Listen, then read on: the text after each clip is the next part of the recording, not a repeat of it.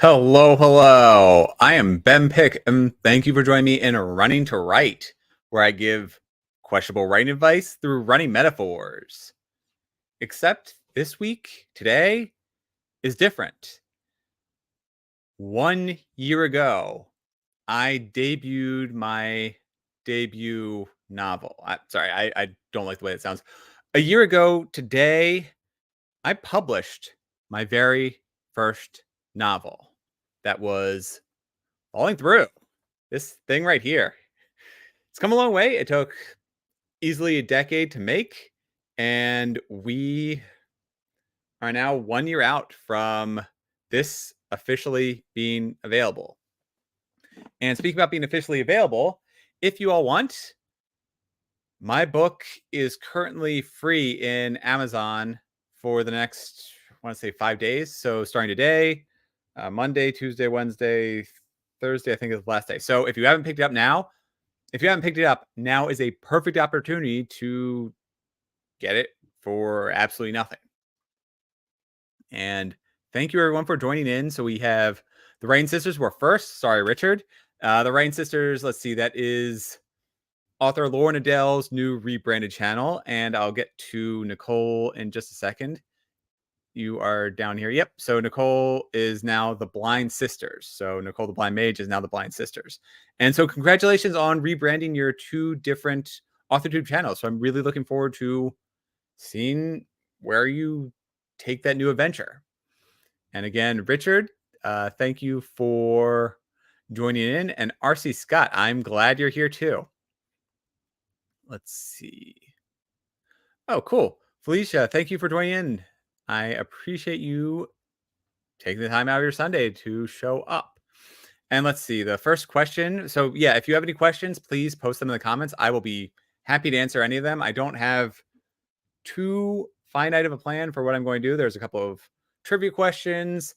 I'm going to talk. I'm, spoiler alert, going to read kind of a chapter from my third book, which is a work in progress at the moment. It's about to be sent off to the editors. So I figured that would be a nice little bonus for those of you who are here and live and celebrating. But yeah, this is a fun party. Let's see. What does my shirt say? So this is the I'm only writing so I don't have to run. Sorry. I'm only writing so I don't have to run shirt. And the run is sort of written in green dripping blood. So this is one of these shirts that I have available in my, I forget the name of it, but it'll come to me in a second. This is one of the shirts that's available, and I can post that link in the comments. Yeah, so I have I'm only writing so I don't have to run, and then the opposite one is I'm only running. Oops. I'm only running so I don't have to write. Hey, James Shelley, thank you for joining in. That's awesome that you're here. And giveaways. Yep. So we got a couple of things I'm giving away, and I have a list of prizes later on, but I did mention Amazon gift cards. So we'll have some trivia questions, and the person who, I guess we'll do a couple of them, but the people who have the highest score will win prizes. And Richard, at least it's not the bloody spreadsheet shirt. Yes. Friend of the channel, Books by Adrian, has a shirt that says "Stop the Spread," and it's got a picture of the icon for Google Spreadsheets, and it's got like a slash going through it. In fact, I am going to get some spreadsheets going on here, so I need to set that up now. Sorry, this is very, very professional because I'm going to track everybody's scores based on how well you do in the trivia. Uh-oh, this just in. JM Chaley, you are not allowed to win. I think you won the last time I did a giveaway, so you did definitely get there. And I feel like that week you won on like 3 other people's channels. So, yeah, exactly. But without any further ado, this is why we're all here, or at least hopefully. Following through, 1 year out. This is the full cover, so it's a little bit edited from what I have here. You have the Derek falling towards a portal, and then you have the bridge piece at the bottom, it's a little bit easier to see when it's fully stretched out. And then on the back, you have the, which is on, oops, which is on the left side of the screen. That's the back where it sort of wraps around and you can see some foliage and rocks and more water. So this is the full cover for book 1. Yes, I did do PowerPoint. I am all about professional. Oh, self-published Andy is here too. So hey, welcome, welcome, welcome. I don't know why your comments are hidden. I can really quickly try and troubleshoot that and see what comes of it, but I don't know. So really, really quickly, let me see how this goes.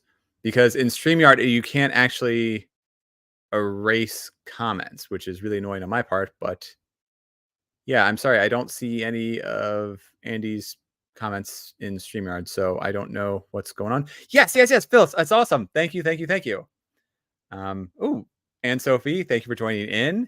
Hopefully YouTube doesn't hate Andy. So Andy, if you want, you can try and comment in here. You shouldn't be blocked. There shouldn't be anything wrong with your system. I don't think I have anybody blocked. So if you can comment, feel free to do so. And if not, I don't know. I can try and troubleshoot it and figure out where the problem is. Yes. In fact, I have a spread of this image. So it's about it's about 2 feet wide by about a foot tall. And I use that when I'm selling my book in person. I have one for this book. I have one for the second book, and I just have them up on these little. They're hard to see because it's clear plastic, so hopefully you can kind of see it. But I put them up on here, and I put a book in front of it to sort of weigh it down. And so I use the covers as a little advertisement for in-person events. And that is actually something I'm going to talk about in just a few minutes. So it starts. This is, like I said, my debut novel. Everything that I had worked on for years officially came out a year ago.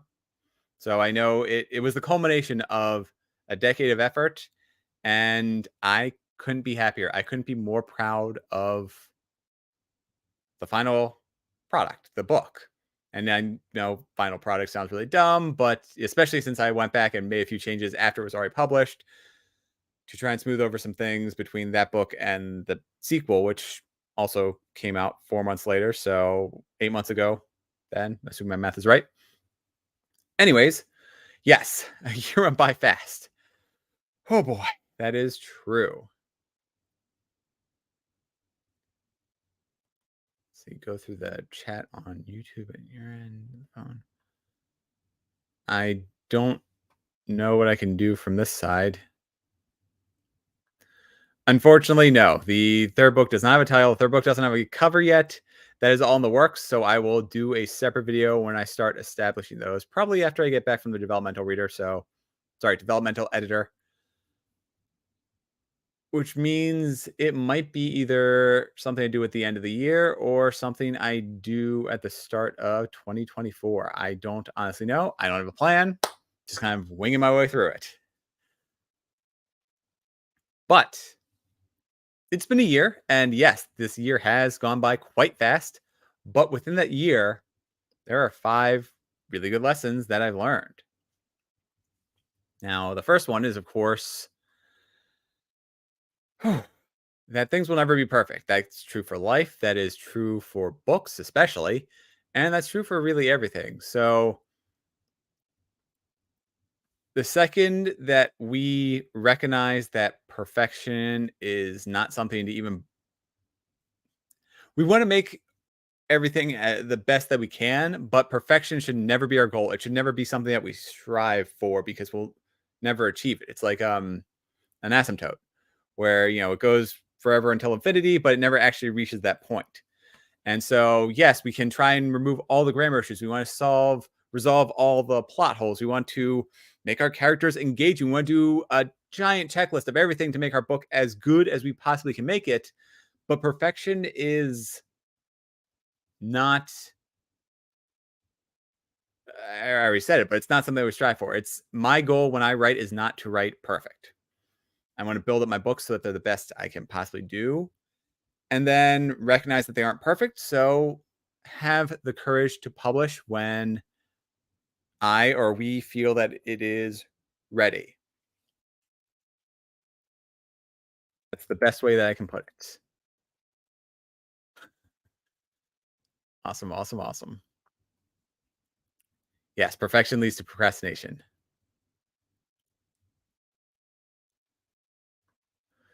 Huh. Um,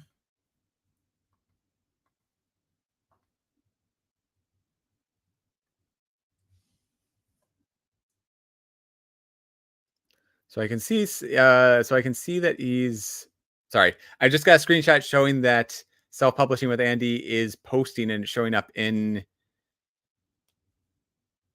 the chat, but it's not actually showing up in the live chat. So maybe if you try refreshing the page or something, refresh 5 times, no worries. Okay. Well, Andy, I'm really sorry about that. I don't know where the problem is. You know what? Give me 1 second. Let me just make sure that you're not being blocked or something stupid on my side. So sorry, everybody. I'm going to go into settings really quickly and let's stall for time. So if you have read my book, let me know what you thought of it. Yeah, I don't see anybody as blocked. I don't see anybody. Hmm.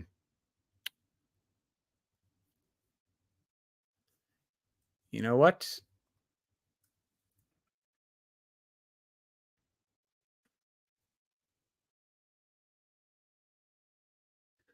So yeah, like I said in the comments, if you have anything they want to post, uh, self-publishing with Annie, I just may give you a wrench. So hopefully that will resolve whatever issues you're having. If you want, just try it again. And yeah, settings dance. Well, let's see how well I was able to troubleshoot that. I don't know if it actually worked. I don't know if it actually fixed anything.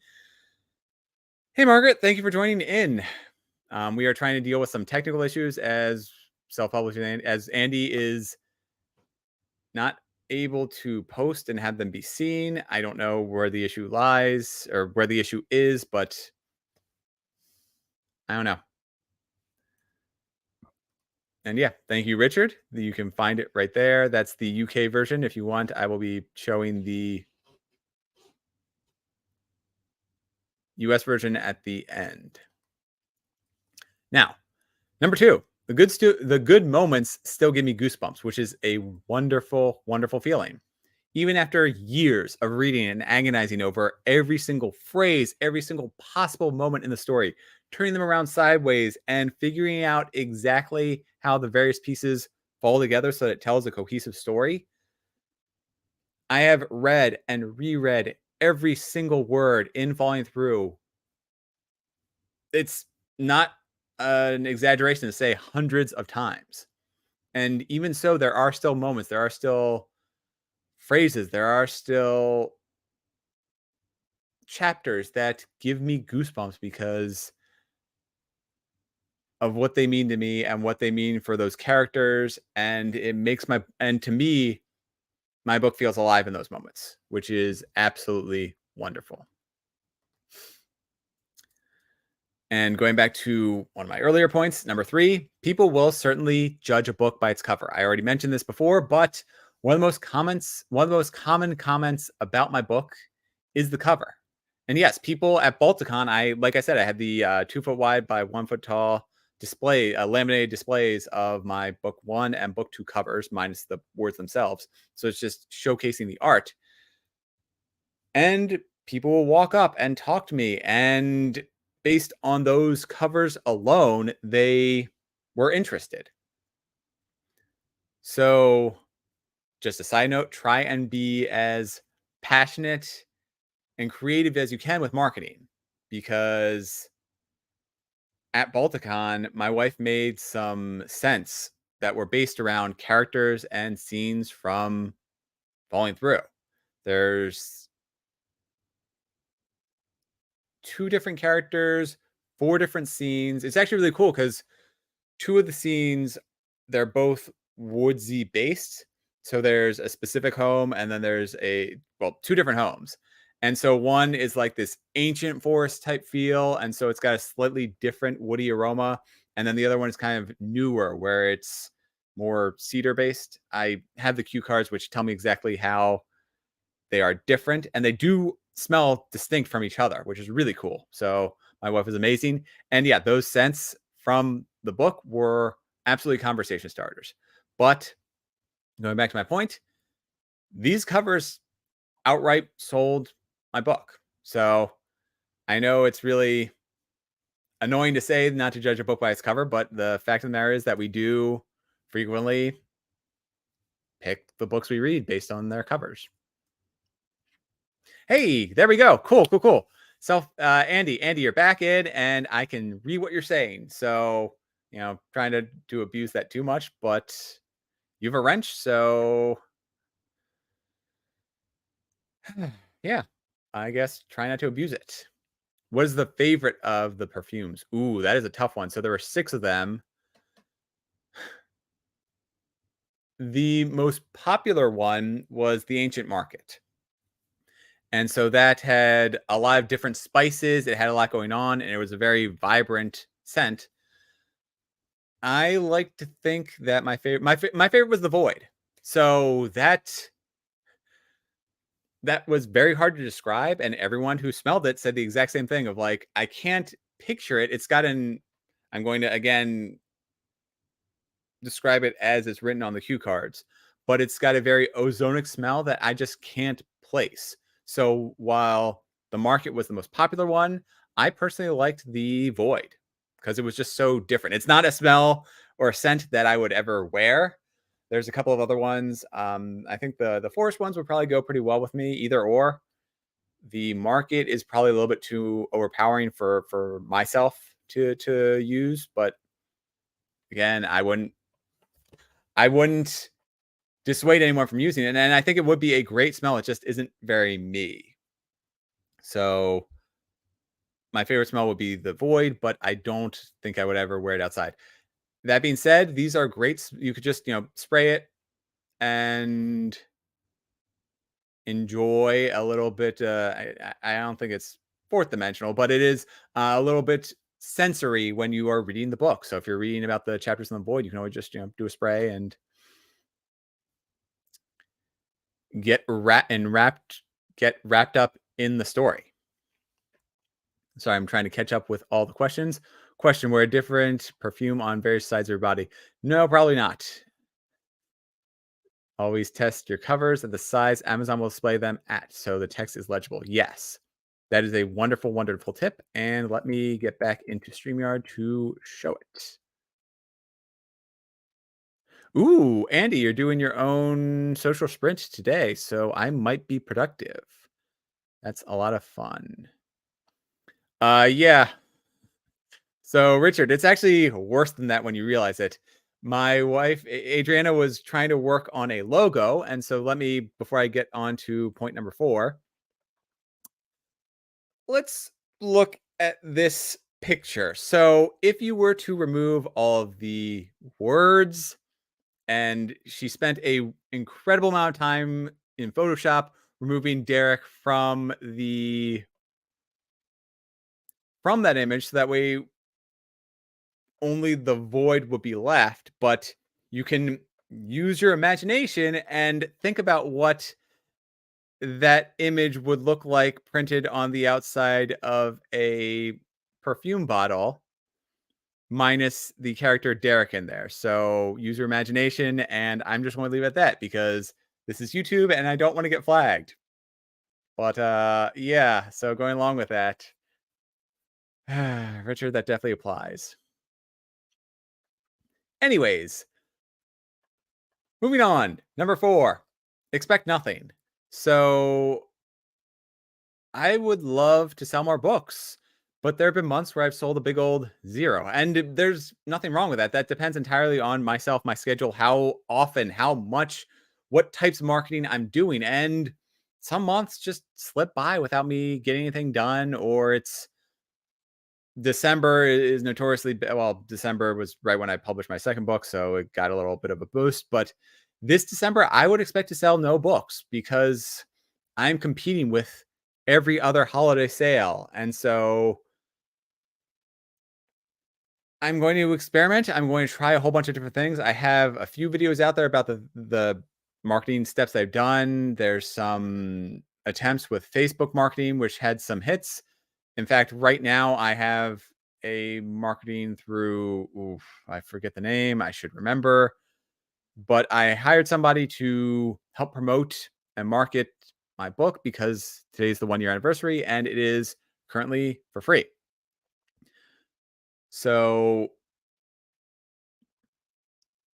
oh, also, sorry, Jim Chaley has a wonderful video recently that he did about using Facebook. So, uh, Jamie, I think you have a wrench. If you do, put the link in here. If not, I guess just send it to me on Discord and I can try and post it in here too. So, anyways, yes, marketing is of course hard. And where was I going with that? I was rambling. Oh, right. So my next non-live episode, which I think will be a week from Monday, that's going to be all about marketing in 2023. So that's coming to y'all. And there's some good news there. There's some bad news there. There's some things that I messed up. There's some things that I wish I had done better. And let me speak with confidence. So Sapphire Inc. That's who I just hired to help promote my book today. And we'll see. That is Catherine Mary from NA. I don't know what NA is, but fantasy author at Northland. And I don't want to butcher it. So she's a fantasy author and book release event planner. And Sapphire Inc. I think Shannon might have been the one who recommended it to me, or maybe it was on Shannon SD Houston's channel where I found out about it. I don't honestly remember, but hopefully this works out. It's too new for me to really see any results, but I am hopeful. But again, I'm expecting nothing. So hope for the best, expect the worst. That's maybe not the best way of going through life, but is certainly a way to go through it. Perfect, perfect, perfect. Thank you. Thank you so much. All of the people with wrenches are wonderful at getting things out there. So thank you so much. What was her name again? Sorry. That is Catherine Marie from Sapphire Inc. So that's what I'm using right now. And I might do a follow-up video on whether or not it worked. We'll see how things go. And lastly, number 5, friends and family make all the difference. I mean, you can see right now, friends showing up to share my love for my book, or you're all here to help support me. And that means so much. There's no way that I can accurately describe how much support I've gotten for my books. Suffice to say that it is astounding. For let me just give a really quick anecdote. I know I go off on tangents, but we got plenty of time because I don't really have a stopping point. So I would like to end this in an hour, but if I go over, oh well. Anyways, a week ago, I was at a friend's birthday bash for his 40th birthday. It was a bunch of us. So we have his high school friends, his college friends, his hashing friends. And for those of you who don't know what hashing is, it's not it's not drug related, but it is running while drinking, which seems like something I would enjoy, but it's not. So basically, you have somebody go on a course and they mark out the course with flour, powder, whatever, chalk. They use chalk, and they have different signs. And there's the person marking the path is called the hare, and so they have different indicators of which ways to go. And there's also beer checks.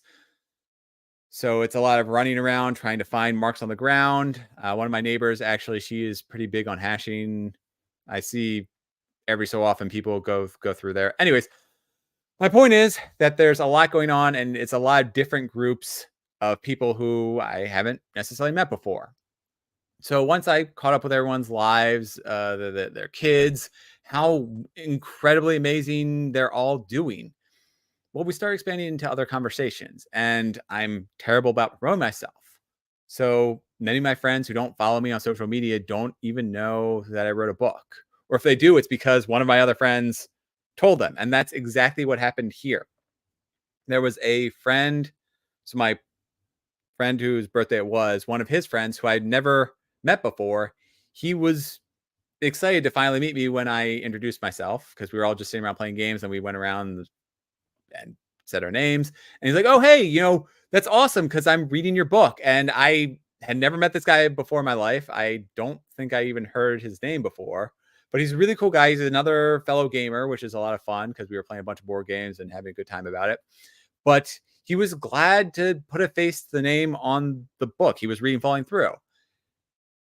And so he was just excited to talk about it. And we were going back and forth and we were having a conversation about the book. And then one of my other friends, well, I'll call her friend. She is mostly the birthday boy's friend, and I've known her for years and years and years. She's awesome. Yeah, yeah. She's definitely a friend. I don't know. I don't. She's like the high school, whatever. Everybody's friends there, so that's the best way of thinking about it. She's more of a high school friend than to the birthday guy. Anyways, that's all irrelevant. My point is that I've known her for years. She's awesome, and I didn't even know that she moved out. I mean, I knew that she moved away, but I didn't know what state she was in, and so I found out we were catching up and everything. And then suffice to say that we are rarely in the same place at the same time because she'll come in for different parties or whatever, different birthdays. But I'm always, we have different lives. The point is that we are rarely in the same place at the same time. Anyways, that's all irrelevant. My point is that I consider her a friend, but she overheard I mean, she was there at the table and she overheard that I was that I had written the book. And so she just took out her phone and is like, bought right now on the spot, which was just so humbling and incredible to experience that. Like, I mean, let's be honest, I don't know what types of books she likes reading. So there's a very good chance that falling through isn't necessarily for her, but she still was a friend and she overheard something that I had done. And so she just bought my book on a whim, which was just incredible. And like I said, humbling. And she was really excited and engaged to hear about what my book is like and why I wrote it and everything. So that really just hit home for me to see how people in my life come together, whether we're in AuthorTube or BookTube or my family or my friends. It's just so inspiring, and it's why I keep writing because of all of you and all the people in my life. So I just want to say thank you. So that's one of the important lessons I've learned. Sales is sale. Yes and no. I mean, I would. Well, she missed it by a week. I had she told me that she was interested in my book, I would have just told her to wait a week, and that way she would have gotten it for free. But I would have happily given it to her for free. So you know, it's not necessarily. It's not about making a sale. It's that she was just interested in something that I have lived in for so long. Aw. Thank you, Richard. All right. So moving along, I mentioned that there were prizes and we'll do the thing at the very end. But for right now, we have Amazon gift cards. I'm going to give away, let's say three Amazon gift cards. You can also pick the next topic for Running to Write. You're here, you know that I have a YouTube channel. And so I am always on the lookout for what interests you all. So if you win, you can pick a topic. Yes, yes, yes. See, even when you get them for free, I'm still glad that people enjoy the read. Also, lastly, we have join me as a guest on Running to Write. So not only can you pick the topic, if you win, you can also show up here and we can talk about whatever you want. It can be, again, a topic you're passionate about, or it can be just your upcoming book. And honestly, if you have an upcoming book, just message me and I will happily bring you on here. But whatever you want. So awesome. JC Carpenter, thank you for joining in. And thank you for wishing Falling Through a happy birthday. I don't know. It's weird. It's definitely not a kid, so it's not really like I don't know. It feels kind of weird celebrating my book in this way, but that's fine. All right, moving right along. So how this works is just post your answer in the comments. The very first thing that you answer will be what I take, what I record, and if you're right, then I'll track it. If not, oh well, we'll give you all a few minutes. So, contrary to popular belief in Falling Through, I don't see myself as Derek. There have been a lot of people who think I am. The character model, I guess, vaguely looks like me. It's kind of hard to tell. I mean, I think they just took a generic person and sort of flipped them upside down and had them falling. But which character do I see myself as for the author stand-in? And yes, this was a recycled question from my Expanding Cracks book launch. So if you remember from 8 months ago, Richard, be careful. I might have to might have to block you. All right. So let's see here. So we have Richard who says it's John, and Lauren who says it's Tracy, and Nicole who says it's John. Yeah, I know. At work, I have to look through my old reports, and if it's like even things are 2 weeks old, I'll read what I said and be like, "Wow, what idiot thought that?" So, anyways, let's see here. So we will start tracking all the answers really, really quickly and hope for the best. Richard, you said A.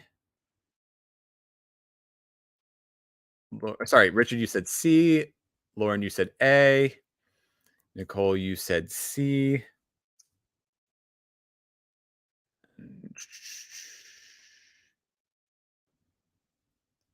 James Haley, you said A. JC Carpenter, you said A. Felicia, you said D. Yeah, I wrote down that you said C. I'm sorry. I said the wrong thing. A1 is the question. Yeah. I gotcha. I gotcha. Let's see here. Sorry. James Haley said C. JC Carpenter said C. No, I'm doing it wrong. James Shelley said A. JC Carpenter said C. There we go. And then Felicia said A as well. So a lot of people think Tracy. Well, yes.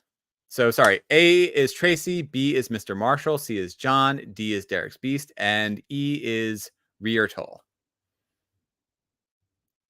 So give you all just a few more seconds. Yep. I got that you said A. JC, I know I said C. I'm doing too much at the same time. What I need is somebody to sit here and like a steganographer. Whatever. I need somebody to just type out what I'm saying and track it. But so let's see, just give it a few more seconds. Since nobody said it, we can definitely eliminate choices B and E. Mr. Marshall, well, Richard, I have a spreadsheet. I'm tracking what everybody's writing. The problem is I'm also trying to talk and be entertained while I'm copying out information into the spreadsheet. So, Mr. Marshall is an interesting character. Don't want to go too much into that because that is a lot of book 3 details. Derek's Beast, again, that is there are certain characteristics about Derek's Beast that I took from one of my dogs. He was a giant 100-pounder Rottweiler Lab something else mix, but oh man, Georgie was amazing. I know, I love all my dogs equally, and Rufus is upstairs right now asleep. He's a wonderful, wonderful dog, but oh man, Georgie just had too big of a heart. He was an incredible, incredible dog. He has since passed on, probably 6 years ago now. 7 years. Math is hard.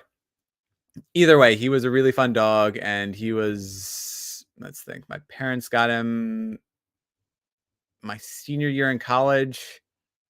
So when so he was basically like there for a little bit, the little bit of time I was living at home, and then after that, I would just come and visit, and he was always just a joy to be with, to walk and to hang out with while everyone else is enjoying the rest of the party. I would just be there because my dog wasn't allowed in the living room, so I would be sitting on the step and just paying him while everyone else is talking. Anyways, yes. So back to this. So I said it's not B, it's not D. Rear toll is entirely based on two different people in my life, but I had very little to do with that. I put a little bit of myself into Mr. Marshall, which sounds a lot dirtier than it is, but some of my tendencies I put in all my characters. Mr. Marshall, I guess, is a more adult and mature version of how I would see myself. And lastly, penultimate, whatever. Tracy, I see my worst qualities in, but I don't really see as an author stand-in. So she's very brash. She is very headstrong. She loves her music to possibly an unhealthy degree. And her, well, I'll say some slight spoilers. Her powers are based around music, where, she'll put in her headphones and it helps clear her mind. And that way allows her to do all the magic that she can. But the character I actually see myself as is, in fact, John C. He's willing to do the wrong thing for the right reasons. And he's got a very, say, strong moral code, even if at times it sends him down maybe not the best paths. And yes, I don't drive like Tracy. So there is a scene where Tracy's a very aggressive driver. I think there's actually a couple scenes where Tracy is an aggressive driver. And so I do not drive like her. Although, well, it's been, I haven't lived in that house in 15 years. So definitely beyond the statutes of limitations. Anyways, there is a series of traffic lights just before a bridge that leads to my high school. And the speed limit is 35. But if you are the very first car at that first traffic light and you hit 60, you can breeze through every single light. Otherwise, if you go any less than that, you're going to get stuck. And then once you get stuck at the first light, you're going to get stuck at the next one, the next one, the next one. And then you're going to hit every single light along the way. Now, since graduating high school, they have since changed those light systems. I'm fairly certain it's got a lot worse. There's a lot more built up developments around those traffic lights. Anyways, my point is that no longer works. So if you do know where I grew up, if you do know where I live, and you do know the traffic lights that I'm talking about, do not hit 60. You are going through some residential neighborhoods, some communities, and you will likely cause some damage.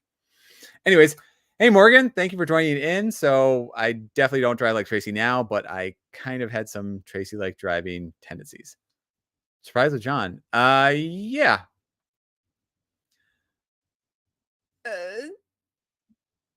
So you ruled them out because of the party scene. Yeah, there are some things where he's not an exact match, but I don't know. I know I convey a nice and reasonable person here, but I do certainly have streaks of anger. And if I know somebody's doing the wrong thing, I will step in to try and stop it. That's probably the best way I'll say it. I wouldn't say I drive quite like an old man. I usually go about 10 miles over the speed limit. I would say I drive so that way I won't get pulled over. Because you usually don't get pulled over if you're right like that 9 to 10 mark. If you hit 11, you will almost always get pulled over, at least in the places that I drive through. So 9 and under, you're good. This has been Breaking the Law with Ryan to Right. Anyways, yeah. Let's move on before I say something too incriminating. But okay, I will say this. Drive with traffic so you aren't causing a hazard to anyone else. That's the best way of doing it. And I will say that you don't usually get pulled over if you're going 9 above the speed limit, but there are absolute hard limits and things I will not do. Like I won't run a red light. I won't roll through a stop sign, which there's a light by me. There's actually a few lights by me where on a daily basis, I see people run them. In fact, oh boy, tangents. In fact, there is a series of 3 stop signs in a row that lead to a red light. And I saw 2 days ago a woman ignore all the stop signs, turn right. There's a left turning lane where there was already a line of cars. She got into the right lane, which is a right turn only, to then run the red light and cut off everybody who was turning left. So there are a lot of really awful drivers in my area, and I'm not them. So yes, I do kind of drive a little bit more like an old man, but I don't drive unsafe. All right, awesome. So I tracked, we got points, and moving on to question 2. Falling Through was about 97,000 words. What was the closest word count at its largest point? So I will say that it got considerably higher, and I trimmed it down to 97,000 words. Hey, it's not only Virginia. Baltimore drivers aren't the best either. But yes, this is definitely a local problem for the people who live at that place. I will say that it was a stop sign that turned into a stoplight, and the residents who live there are not happy that they now have to wait longer, because when it was a stop sign, they would just roll right through it anyways. And so now this is a stop light. It's worse because you have some whatever. Anyways, so let's see here. We have Richard saying C, 500,000 words. Writing Sisters, Lauren saying D, 1 million words. Morgan saying B with 250,000 words. Morgan has some insider information, so that may or may not be skewing her answer. Morgan was the copy editor for the first book. Let's see. Felicia says B. Nicole says C. And James Kelly says B. Lots of B's and C's. Notice that nobody said E with too many. Thank you for that answer.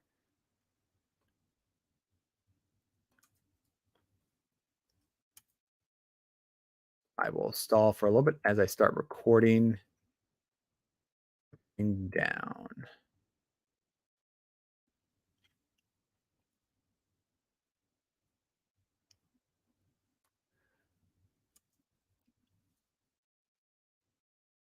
Awesome. Yeah, thank you for saying too many. That was one of the comments of an earlier draft, is that it's way too long. Anyways, so I think everyone has answered who is going to answer. And the correct answer is 450,000 words for a completed version of my book, which means that C is the correct answer. Although, to be fair, so Morgan was the copy editor, and at that point, I think the book was only 110,000. So even though she has some insider information, uh, at the point at which I delivered it to her, it was nowhere near aggressively long with 450,000 words. So yeah, just be glad. Oh man, that would have cost a fortune to edit. Or I mean, you have reasonable prices, so it wouldn't have been a fortune, but that would have been, if I gave it to you at 450,000 words, that would be the total summation of the first, second, third book combined, and I would still have room left over. So yeah, good thing I cut it down.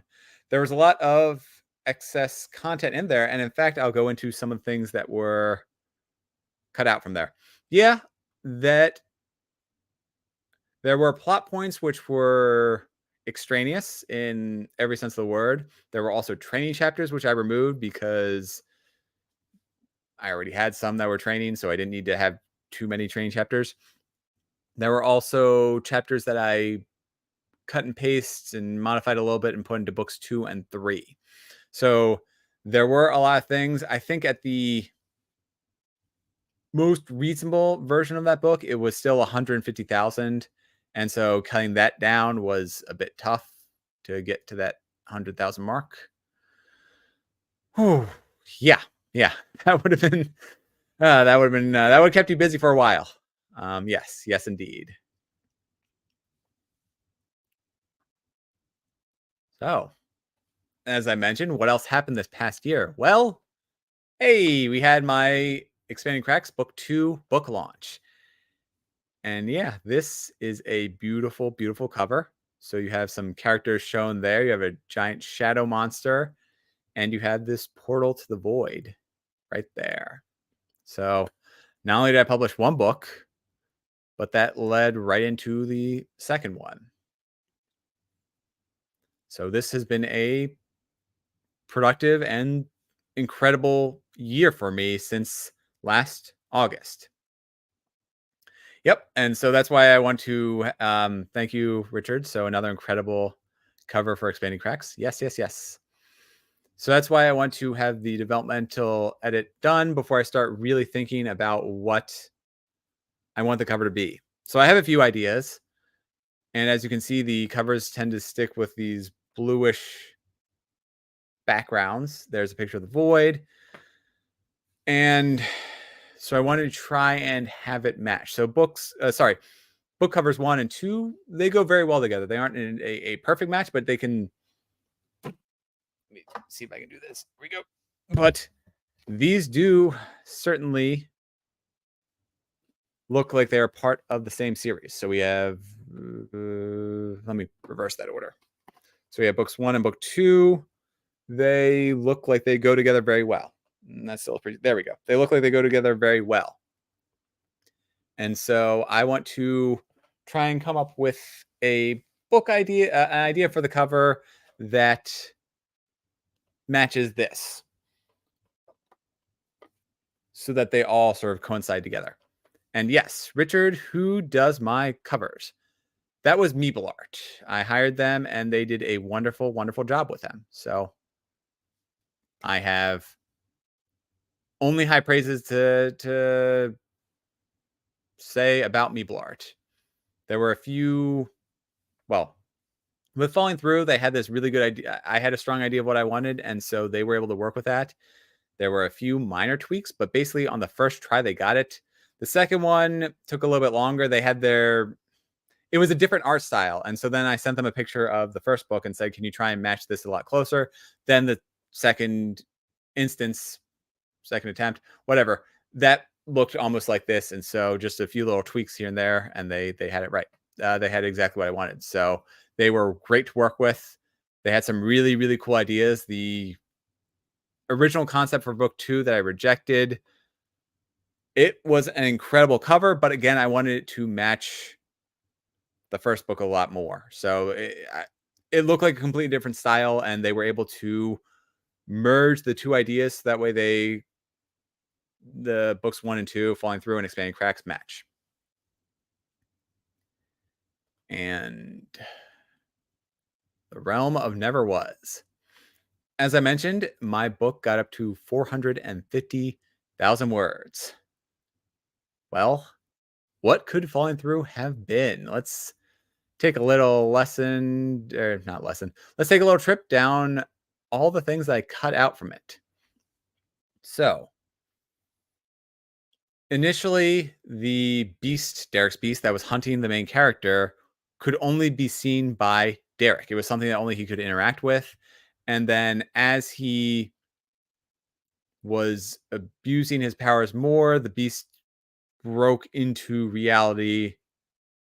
It broke into reality more and more. So as Derek was abusing his powers, the beast was more and more real. And so that made it more of a supernatural thriller at first. Now, in the end, I adapted the concepts and ideas there to make it so that whenever Derek abuses powers, the beast would get stronger instead of breaking through into this world.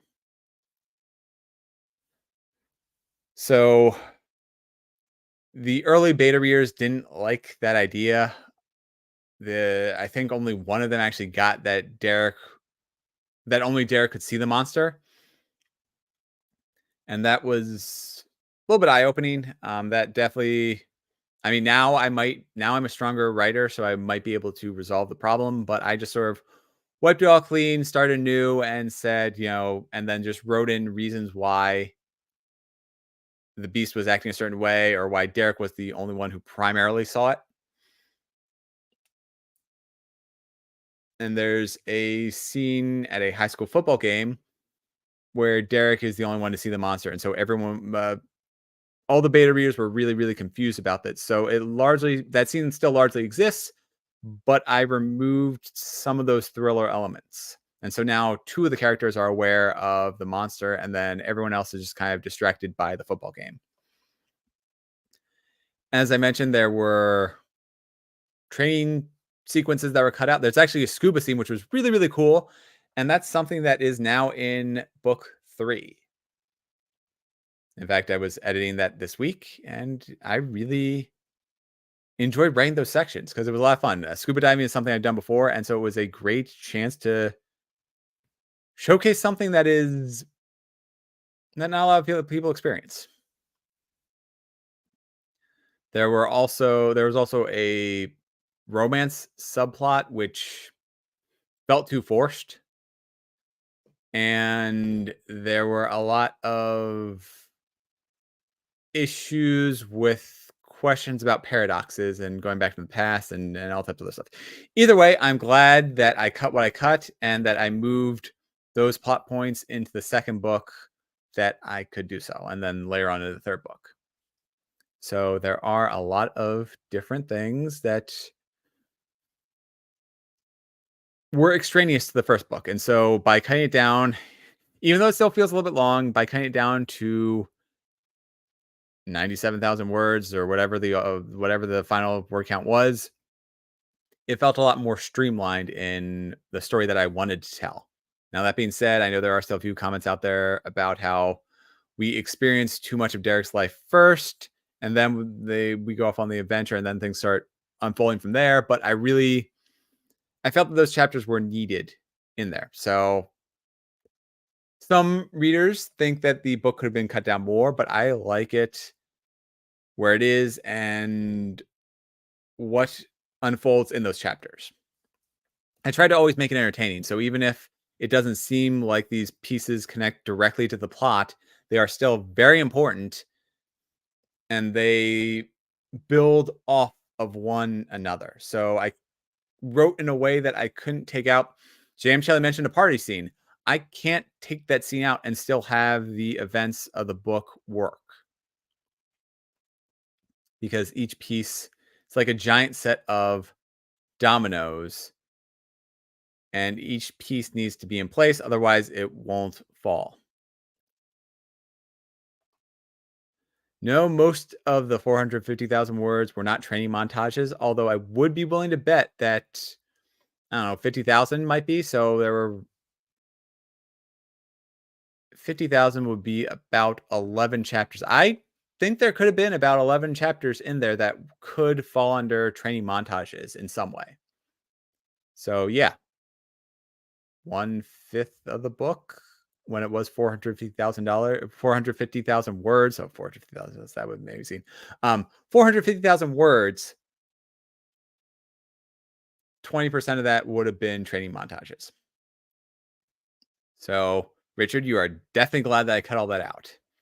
And let me see here. There was a mention of eating cake. Unfortunately, no, I don't have cake. Although I was, so there was a AuthorTube video on Margaret's channel with Margaret, JD Estrada, and Emma Bennett, and you were all talking about publishing for 10 years, which is incredible. And yeah, each of the speakers yesterday brought their own cakes. I unfortunately don't have cake to celebrate, but I did not prep that well enough.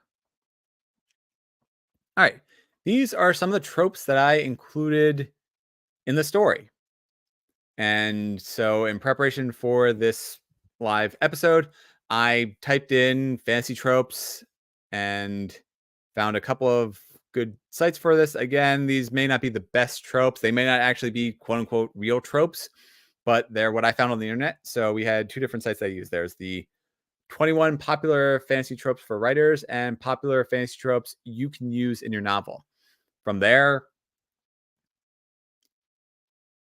I got a list. And so one of the strongest tropes within my story is found family. These are a group of friends who, for one reason or another, combine forces. They are sometimes taken from their homes. They are forced into really messed up and trying situations, and they come through it because of their bonds.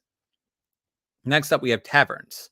And I put kind of there because there is a fun location which is based on a ice cream shop that I know. Well, based on two different ice cream shops. So there was back in my old hometown, there was a Baskin Robbins, and so my friends and I would, because everywhere else closed at 8 o'clock at night, maybe 9 o'clock, whatever.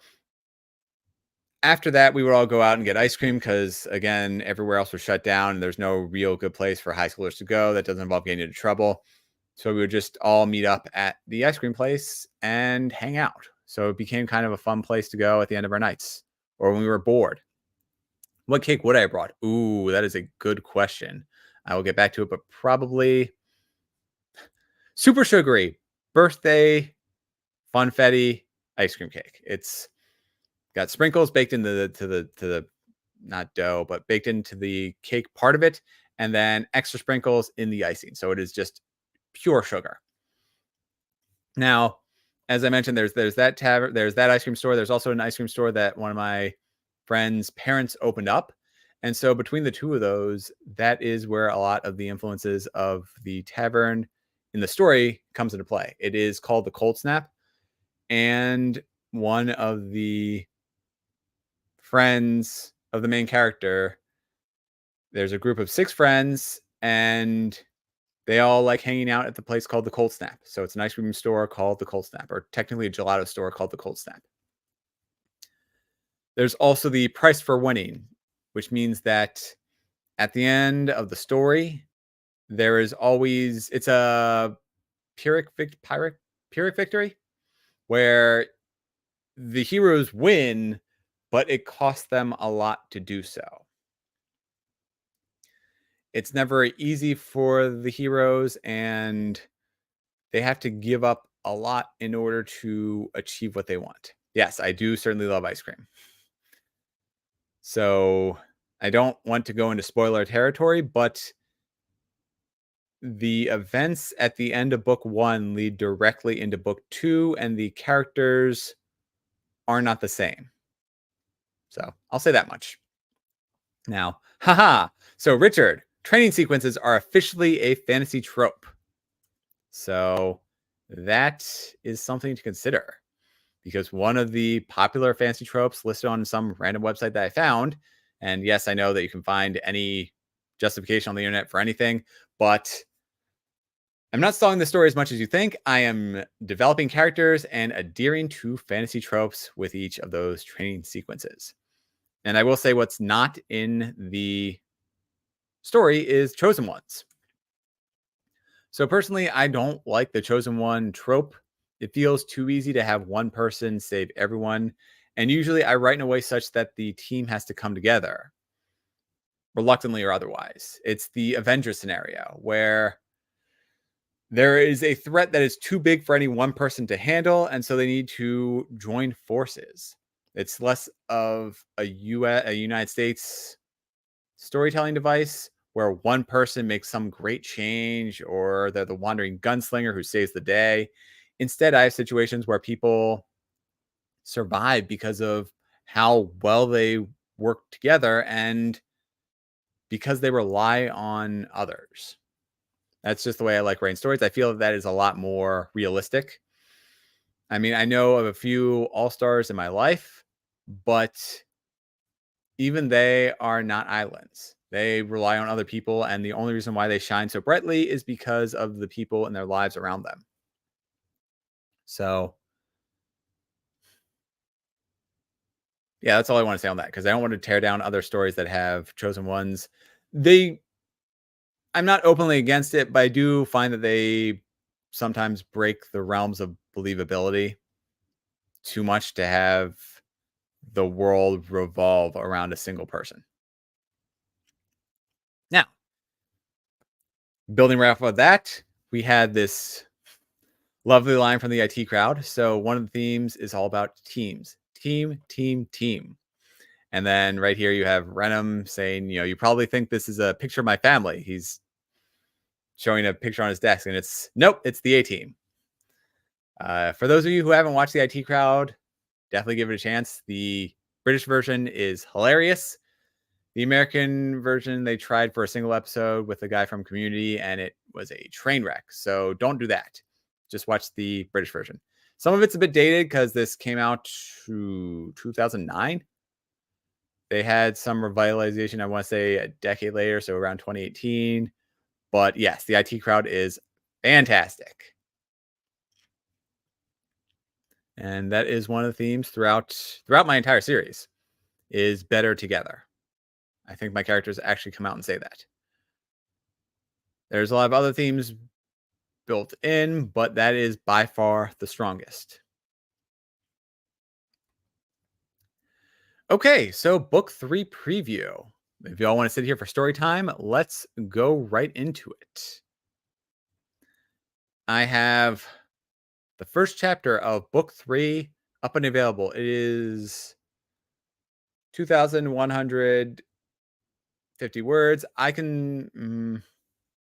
So I'm going to try and skip around a little bit, so that way if I come to something that seems like a spoiler for books 1 and 2, I will skip over it or I'll adjust on the fly. I think this is a really good idea, but I didn't think it all the way through now that I'm actually sitting here to do it. So I guess sit tight, and I'm going to take some water first. But I'm going to read the first chapter of book 3. So, chapter is called Nicole and Nicole. Which is funny. Sorry, Nicole. This character isn't actually based off you, but I do like the name. And in fact, I think I had the character written before we met. But either way, whatever. So, book 3, chapter 1. Whew. And if you don't want to sit here while I read the story, you can just come back in, I guess, about 7 minutes for another chance to win prizes, or for more questions for a chance to win prizes. All right. Nicole Falcos was at a loss in what she planned to say when she spoke to herself later that day. Or rather, when she called the Nicole who belonged in this world to apologize. Cold morning air dried out her cheeks. She rubbed her face with the back of her gloved hand to stave off the numbing sensation. A knife pierced the ground a hair's breadth in front of her foot, warning her not to be distracted. She bit down the desire to run, still not used to the deadly objects flying at her. Nicole tightened her grip on her blunted daggers and sang. Her tune started slow, matching the chilled winter afternoon to blanket the frost-tipped forest. Warmth started in her lungs, spreading through her veins with each inhaled breath. The precious aspect gate inside unlocked, flooding her with power. She grasped for more. Excuse me, I've been talking for a while. So, her voice flowed, layer upon layer, enriching her, making her feel better than whole. Dots of light appeared in her mind as she sought more power. Rather than be flooded and lose control, she stopped. She took what she needed and only opened one aspect gate to prevent the excess power from blinding her, or worse. Both Rachel's and Derek's mistakes had taught her not to do the same. Harsh winds ruffled her damp red hair, daring her to trim the obstructing strands. The cold didn't touch her skin as flowing power heated her limbs from within. Soothing warmth relaxed her muscles and granted her the ability to move fluidly. She coiled her legs and awaited the moment to spring. Riotol teleported in front of Nicole with a small snapping sound, announcing her attack. Nicole knew better than to fall for the feint. She lifted one dagger to counter Riotol's obvious attack while pivoting on her back foot. Snap. Riotol disappeared and reappeared behind Nicole. Anticipating the move, Nicole caught the oncoming blade with her own. They hung there, frozen in place. Nicole strained to overpower Riotol or use her height advantage to gain leverage. Keep singing, Riotol ordered, renewing her attack with far superior speed, strength, and skill. Nicole's voice cracked as she both fought for air and to defend herself. She redirected her power into her voice, enhancing her intended target and opponent, Riotol. Unwilling to slow her attack, Riotol appeared and disappeared faster than Nicole was able to follow. Then Riortol remained in place for a second, which was plenty of time to react. Nicole's blade sung, yet Riortol hardly seemed to move as she ducked. She could have teleported clear of Nicole's lunge, but she must have wanted to send a message. Yet another lesson within a lesson. I need to be better. Riortol smacked Nicole's blades aside and disarmed her with ease. Nicole dove to retrieve both daggers from the grass, shouting, "My power is supercharging your abilities. I'm tiring twice as fast while you get stronger." Riortol nimbly hopped between the lower tree branches, which were thick enough to support her. She teleported deeper into the forest, obscuring her whereabouts. Her voice and the random snapping sounds lingered. To master your abilities, you need to use them under duress. My role in the fight is support. Shouldn't I stay and lift the rest of you up? Nicole said to the space above her, guessing at her opponent's location. Riortol appeared at Nicole's elbow, too close to defend against. Tall among her ancient people, Riortol had to look up at Nicole, whose own height wasn't impressive by modern standards. Still, Riortol's physicality dominated Nicole in hand-to-hand combat, putting Nicole on the defensive. They traded several rounds of blows, and Nicole lost ground each time. Riortol leaned in close enough for Nicole to feel the fog on her breath as she spoke. The heart of a battle can change in a moment. Be vigilant. In tomorrow's tomorrow, you will fight for your life. Compared to Riortol's steady breathing, Nicole was a wheezy mess. I can't be on offense and defense at the same time. Have more faith in yourself. A flash of excitement burned in Riortol's eyes to match her smile. Snap. Knowing Riortol well enough to be afraid by her smiling during a training session, Nicole braced for another attack. Instead, she stared at empty woods. Turning around again and again, Nicole scanned the area, passing over trees, overgrown bushes, and up into the bare canopy.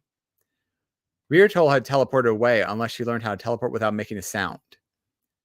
Figuring this gave her the rest of the afternoon off for more training, Nicole stowed her daggers in the belt at her hip. She pat her phone in her back pocket, feeling a phantom vibration of the expected call. Doubt took hold of her heart, weighing her down at the thought of it ringing. Do I call first, or do I wait? She shivered, no longer drawing from her powers. The cold dug into her skin like a worm through dirt. Her light jacket helped only a little, though it did block the sun from burning her. Winter tans always look weird, especially when they followed the outline of her clothes. Besides, my pale skin is more likely to blister than evenly turn in a darker shade. Nicole tugged on her jacket's sleeves as she approached her home away from home. The large mansion, hidden in the mountainous forest of western Maryland, didn't fit in with the surroundings. Most of the other homes in the region were log cabins or ranch-style houses. These showed weather-worn features, from faded paint on the front doors to moss crawling along gutters. Not this mansion. It remained as ageless as its owner, Mr. Marshall. Black shutters of the mansion's second-floor windows appeared unfazed by the sun or rain, as though the paint had dried this morning.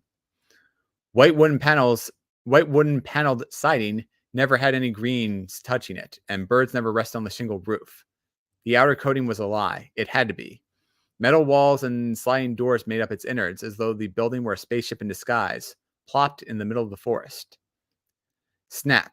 Riortol appeared. Water fell from sopping clothes. Riortol stood for a moment on her own before her legs went out from under her. She expelled a stream of water from her mouth, shaking on the ground.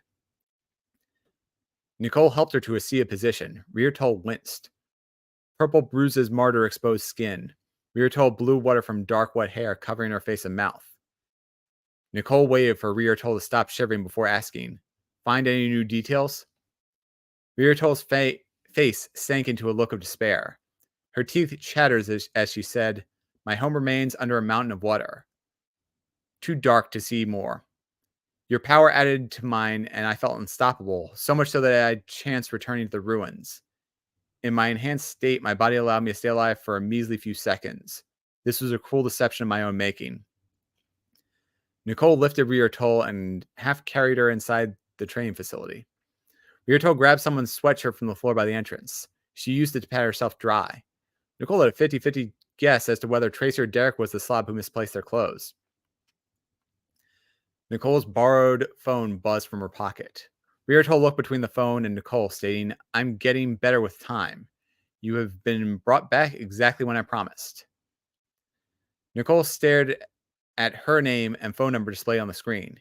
She froze, her throat catching as a weight of pressure built within her chest, like an invisible hand squeezing her lungs.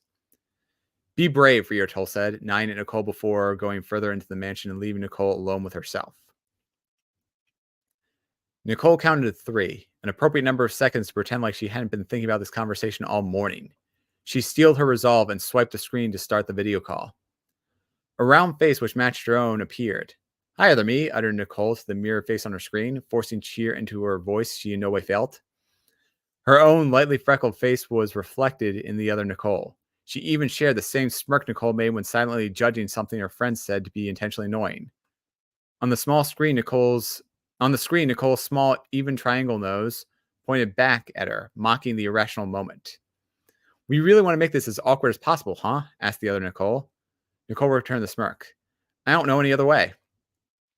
They both let out a small laugh. It eased a fraction of the tension and worry she built up in her head over meeting herself. The other Nicole spoke first. I'm going to skip over what they're talking about because they're recapping some of the details. Try living, and then this is the other Nicole's response. Try living in someone else's dimension. I go through life feeling like an imposter, and every day I get the feeling our friends want me to be more like you. I doubt it. They look at me and see you. Nicole closed her eyes for a second to shut out her face staring up from the phone. I want you to know I don't intend to move in on our friends. I'm with them to find my lost Derek. Then we're returning to our dimension or our parallel universe or whatever. The other Nicole held up her hands in defense. I never said you were taking my life. Besides, I heard you had the difficult job of keeping everyone alive. Thank you. Sorry. Skipping ahead again for spoilers. Spoilers.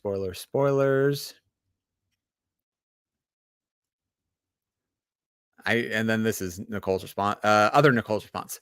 I don't know what to say. Your lives have become messed up. Look, I have to get to practice, but I'm glad I caught up to you, and I'm glad you're not some weird copy my old friends made. Nope. I'm full 100% original Nicole. One last thing. Talk to Tracy. She misses you. I see it in her eyes whenever she remembers I'm not you. The other Nicole's smile faded as she clenched her eyes shut. It's too painful to see our friends, and her in particular. Once I moved out west, the only way I stopped waking up crying was to cut them out of my life. Do it for me. Don't make me pout. I can give good puppy dog eyes. Nicole stuck out her lower lip and opened her eyes wide. That's low. I've never had my own trick used against me. Other Nicole's expression softened by degrees as seconds ticked by. Fine.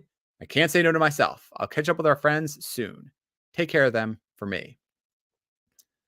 The call ended and the screen went blank. Nicole sank against a hard chair, giving in to the burdens life continued to throw at her. As much as it crushed her to find out about the sliding door possibilities, she found new wells of inspiration to leave here and return to her interrupted life. She felt a little guilty for refraining from telling her other self the full truth. This was their first and last conversation. 2 days. In less than 48 hours, we return to the void to travel to a dead zone. I won't come back without Derek. Then we're going back to our lives and our world. Whew. Well, that is a preview for book 3. I know it's a little bit confusing with the other Nicole, and me trying to skip ahead to avoid spoilers. But I hope you all got a nice little preview, which I have not shared with anyone before. Let's see. Will you consider posting your reading the chapters to your books on Ream? I am not familiar with Ream, but I can certainly try it. I can also post a link in the description to this chapter, so I can definitely easily do that. And I'll get that up after this is over. I'll create a Google. Yeah, whatever. I can definitely share a link, so that's no problem. All right. So, question 3. Slight spoilers for the first book, but how many different time periods do the characters travel to in Falling Through? Now, there are different answers, so I will give a slight hint in that. Let's see here. Wrote down the hint. So, hint. This feels like a trick question. So, read it very, very carefully. So one more time. How many different time periods do the characters travel to in Falling Through? A1, B2, 3, C3, D4, and E5. Excuse me. All right. So Richard says B with 2. We have Nicole saying B with 2. Going to get some water because my voice is cracking.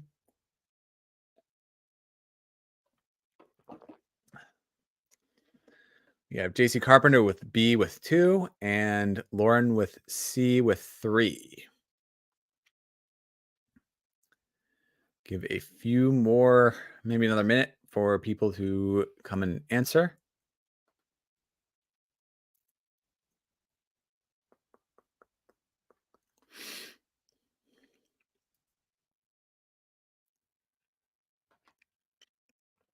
All right, James Haley going with B2.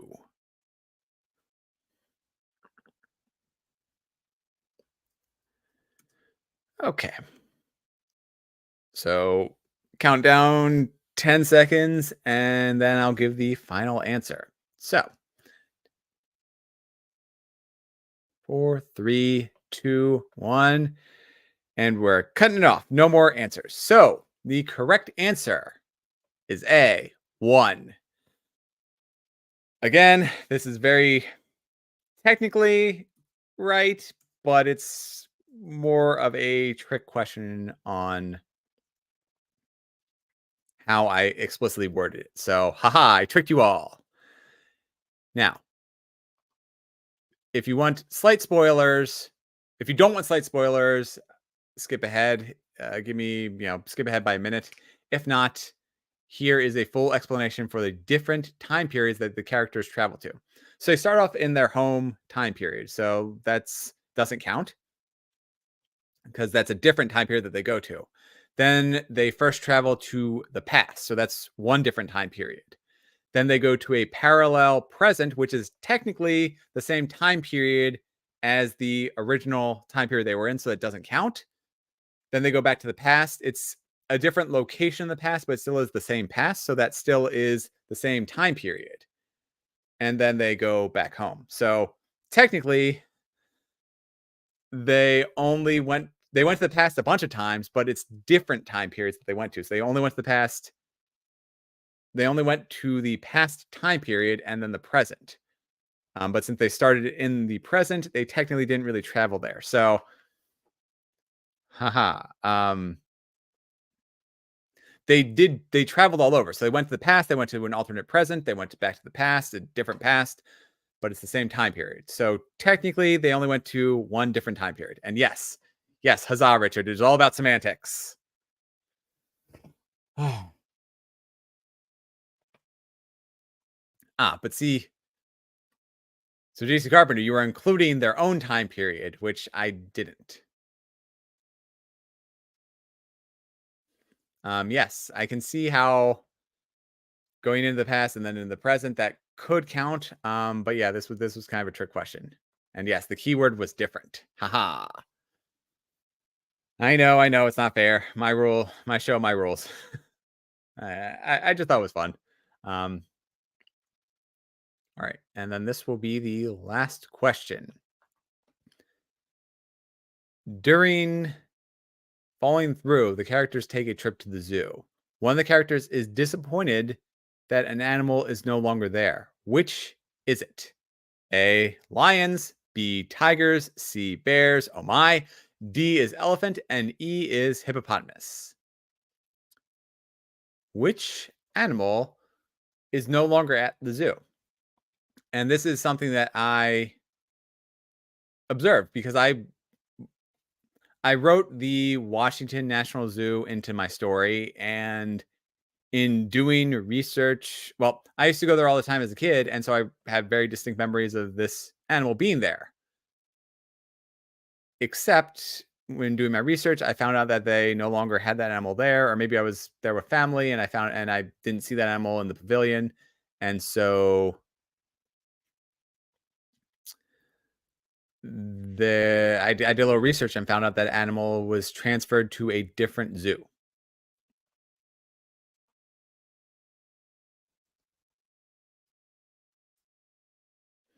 So Richard, you say it's an elephant.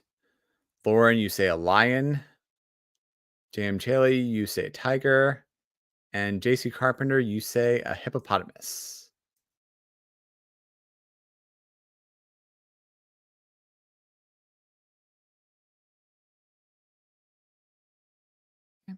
So I will give you all a few more chances to guess. Nicole, you're saying sea bears or sea bear. And I believe that is enough time.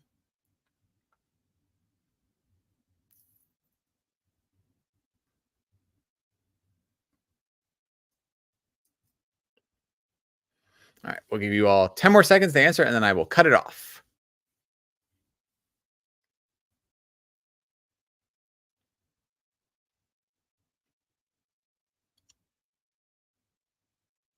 Awesome. So I will go in reverse order. Now, like I said, this is based off of a real zoo. And so the lion and tiger display, they have a really cool display. It's the National Mall is kind of on a hill. And so at the bottom of the hill, there's a really cool lion and tiger display. It's surprisingly right near the kids area, which seems a little weird, but you know, they're not going to be breaking out of the enclosure. So it's not an actual health risk. Anyways, really, so if you are in the DC area, I do strongly encourage you to check out the National Zoo. It's a lot of fun going there. The lion and tiger displays there. They have quite a few different types of bears. I don't think they have anything too major. I think it's the Baltimore Zoo that has polar bears. But either way, there are definitely bears at the zoo. The elephants, the characters in my story go to the elephant. I keep saying pavilion, but it's the elephant enclosure. And there's a fun scene that takes place there, which actually leads to a confrontation between the characters. But the animal that is missing, JC Carpenter, you got it right. It is the hippopotamus. They got transferred to, I think, the Minneapolis Zoo. And one of the characters, Lewis, I think Derek comments that the hippopotamus is missing, and then Lewis gives the answer saying that it was transferred to a different zoo. All right, so with that out of the way, we have the prizes. As I mentioned before, the prizes are as follows. We have Amazon gift card, we have coming onto my show, writing to write, and we have choosing your own adventure of what topic I will go into. So this is easy enough because there are 3 winners. Richard, you were the first winner with the most points. Nicole, you are next. You both are tied with 2 points. So I will message you after this to figure out what you want. So you both got 2 of the 4 correct answers. And then JC Carpenter, you got the last answer. You are on the board with 1. So we can message each other after this is over, and I will figure out exactly what to do or what prizes you all want. Actually, no. Let's do this fair. So let's do this in order. Let me see if I can show this wheel generator, because that way we'll see who gets order. Actually, you know what? There are enough prizes. We don't need to see order between Richard and Nicole. So I was going to see who gets first pick, but there are enough prizes that yeah, we can definitely work in all of them. So I'll message you all and figure it out. And thank you again. Ooh, wow. So you actually did do some research on that. Yep, the hippos were missing. Yeah. So when I was a kid, they had the hippos it's like an inside pavilion, and it's really cool, but they aren't there anymore. So shame. And so lastly, I'm going to start closing it down. But if you have read my book, please review it. You can go on Goodreads. You can go on Amazon. I know a lot of you here have already done that, but I just want to give a friendly reminder. please rate and review Falling Through. If you read Expanding Cracks, also rate and review that too. I have put a lot of myself into my books, and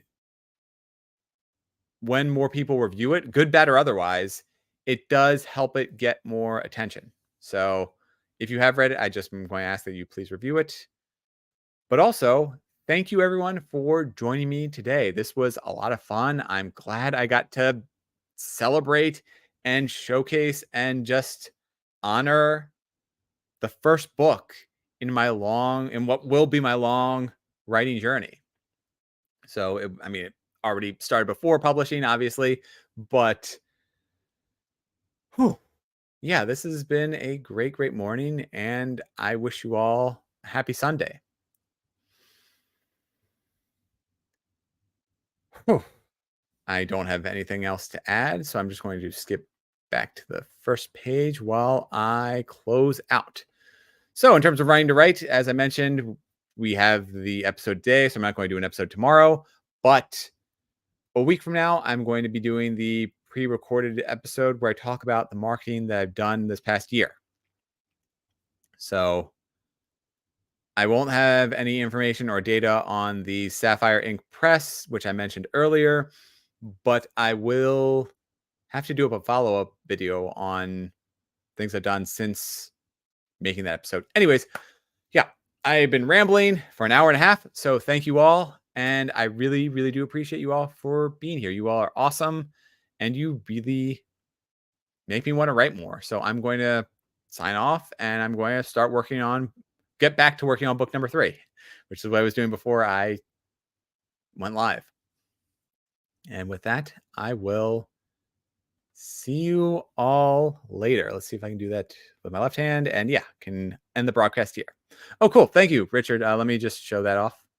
Yeah, so that is the Sapphire Ink press that I'm using to promote book 1 right now. Again, today is August 6th. For the next 5 days, Falling Through is free on Amazon. So if you haven't picked it up, if you're curious, if anything I said piqued your interest, you can get it for free and just try it out, experiment, and let me know what you think. Good, bad, or otherwise, let me know what you thought of Falling Through. So with that, I will be ending the broadcast and see you next time. Until then, check out Falling Through. Self-promotion right there. But I hope you all have a good day.